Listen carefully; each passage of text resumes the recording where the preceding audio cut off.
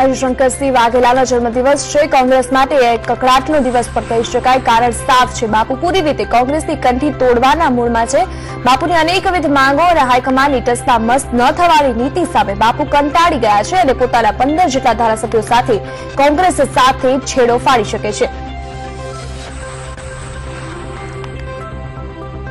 ગઈકાલ સુધી બાપુને દિગ્ગજ નેતા કહેનારી, વડીલ કહેનારી કોંગ્રેસ આજે પોતાનો અસલી રંગ બતાવ્યો છે। કોંગ્રેસે તમામ હોદ્દેદારોને બાપુના સમસફીનના કાર્યક્રમમાં ન જવાની સૂચના આપી હોવાની માહિતી નજીકના સૂત્રો આપી રહ્યા છે। રાષ્ટ્રપતિ ચૂંટણીમાં એનડીએના રામનાથ કોવિંદનો વિજય થયો છે, ત્યારે ભાજપ માટે વધારે ખુશીની વાત એ છે કે ગુજરાતમાંથી કોંગ્રેસના 11 ધારાસભ્યોએ ક્રોસ વોટિંગ કરી મીરા કુમારના બદલે રામનાથ કોવિંદને વોટ આપ્યો હતો।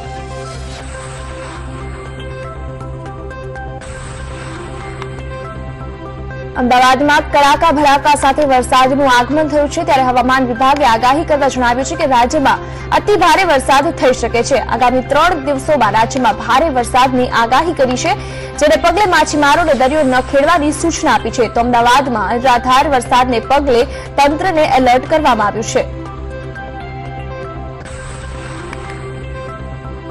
અમદાવાદમાં 2 દિવસના વિરામ બાદ ફરી એક વખત મેઘરાજાએ ધમાકેદાર એન્ટ્રી કરી હતી। વરસાદે પૂર્વ અને પશ્ચિમ બંને વિભાગમાં ધમાકેદાર એન્ટ્રી સાથે શહેરને ખમરોળ કર્યું હતું। ઠેર ઠેર પાણી ભરાતા વાહન ચાલકોને હાલાકીનો સામનો કરવો પડ્યો હતો।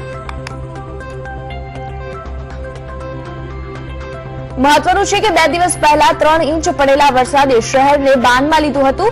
1 કલાક જેટલા સમયમાં જ શહેરમાં મુશળધાર વરસાદ ખાબકી પડ્યો છે। તો જીવરાજ 4 રસ્તા તેમજ ધરણીધર પાસે રસ્તા પર ઘૂંટણસમા પાણી ભરાયા છે। ભારે વરસાદને કારણે પાણી ભરાતા મીઠાખડી તેમજ પરિમલ અંડરપાસ બંધ કરાયા છે, તો અનેક રસ્તાઓ પર ટ્રાફિક જામના દ્રશ્યો પણ સર્જાયા છે।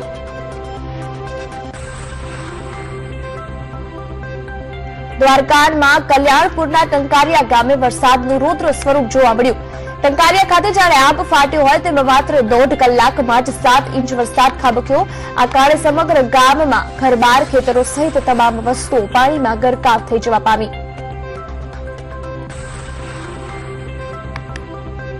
અમદાવાદના ગિરધરનગરની વરસાદ બાદ પડેલા ભૂવામાં એક રિક્ષા ગરકાવ થઈ ગઈ હતી, જેને બહાર કાઢવા જતા અમદાવાદ ફાયર વિભાગને એક ફાયરનું વાહન પણ ફસાઈ ગયું હતું। સદનસીબે એક પણ વ્યક્તિને જાનહાનિ નથી થઈ।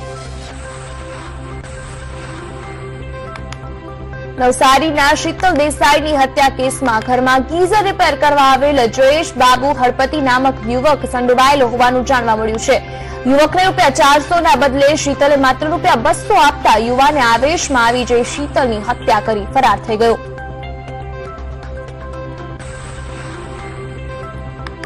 વડોદરાની સયાજી હોસ્પિટલમાં ચાલી રહેલી એમ્બ્યુલન્સની હડતાલને કારણે મૃતદેહને રિક્ષામાં લઈ જવો પડ્યો। સયાજી હોસ્પિટલમાં 30 થી વધુ એમ્બ્યુલન્સ છે, પરંતુ તેમને હોસ્પિટલના પરિસરમાં પ્રવેશ પર પ્રતિબંધ મૂકી દેવામાં આવ્યો છે। આ સંજોગોમાં મૃતકોને રિક્ષામાં લઈ જવાની ફરજ પડી છે। ગોધા દાહોદ પાસે હાઈવે પર એક ગમખ્વાર અકસ્માત સર્જાયો। આ દુર્ઘટનામાં ખાનગી લક્ઝરી બસ પલટી જવા પામી હતી। પરવડી ચોકડી પાસે મોડી રાત્રે આ દુર્ઘટના થઈ, જેમાં બસ આખી પલટી મારી ગઈ। આ ઘટનામાં 25 મુસાફરો ઈજાગ્રસ્ત થયા હતા।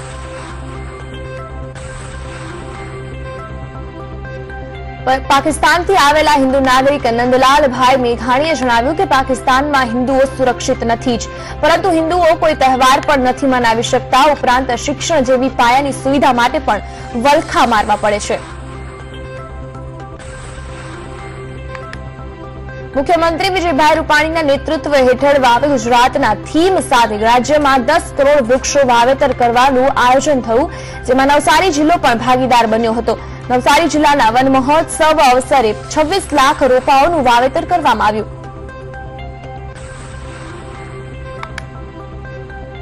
સાબરકાંઠાના પિલુત્રા ગામની યુવતી દ્વારા દાવો કરવામાં આવી રહ્યો છે કે તે છેલ્લા 10 વર્ષથી અન્ન જળ લેતી નથી અને છતાંય સામાન્ય લોકોની જેમ ઘરકામ કરે છે અને સંપૂર્ણ સ્વસ્થ જીવન જીવી રહી છે। સપનાના લગ્ન થયા છે એ જ દિવસથી તેણે અનાજ પાણી લેવાનું છોડી દીધું હતું।